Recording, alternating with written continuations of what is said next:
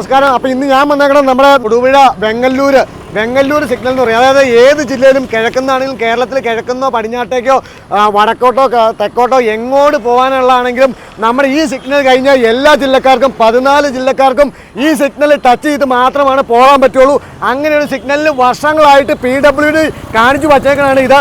ഇവിടെ എല്ലാ വണ്ടിയുടെ അബും ആക്സിലും ഈ ടാക്സ് ഇൻഷുറൻസ് ബാക്കി എല്ലാം CC അടക്കുന്ന എല്ലാത്തിൻ്റെയും കൂടെ ഈ പറഞ്ഞ വണ്ടിയുടെ ഈ പറഞ്ഞ കട്ടറിൽ ചാടിയിട്ട് ഈ വണ്ടിക്കാരുടെ അബും ആക്സിലും എല്ലാം ഇളകി പറഞ്ഞു പോകുന്ന അവസ്ഥയാണ് ഇതെന്ന് വെച്ചാൽ ഇത് പ്രത്യേകിച്ച് ഇതിൻ്റെ അകത്ത് ഇപ്പം നിലവിൽ രാവിലെ വന്ന് കുറേ പോലീസുകാർ വന്ന് ഇവിടെ നന്നാക്കിയിട്ട് പോയതാണ്. എന്നും ഇവിടെ ഈ സിഗ്നൽ കംപ്ലൈൻ്റ് ആണ്.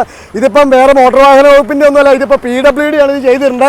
മെയിനായിട്ട് ഈ പറഞ്ഞ 14 ജില്ലയിൽ നിന്നും തന്നെ വണ്ടികൾ എല്ലാം ഇവിടെ ഈ കവാടം കടന്നാണ് പോകാനും വരാനും പറ്റുള്ളൂ. അപ്പോൾ ഇത് നിങ്ങളാരും നിങ്ങളുടെ ഇവിടുത്തെ ഈ തൊടുവേക്കാരുടെ ഒരു പ്രാദേശിക വിഷയമായിട്ടൊന്നും കൂട്ടണ്ട. ഇത് നിങ്ങൾ ഏത് ജില്ലക്കാരാണെങ്കിലും ഇവിടെ വന്നിട്ട് മാത്രമാണ് പോകാവുള്ളൂ. ഇതിപ്പോൾ ഇതുവരെ ശാശ്വതമായ ഒരു പരിഹാരം ഉണ്ടാക്കാനായിട്ട് ഇതുവരെ PWD ശ്രമിച്ചിട്ടില്ല.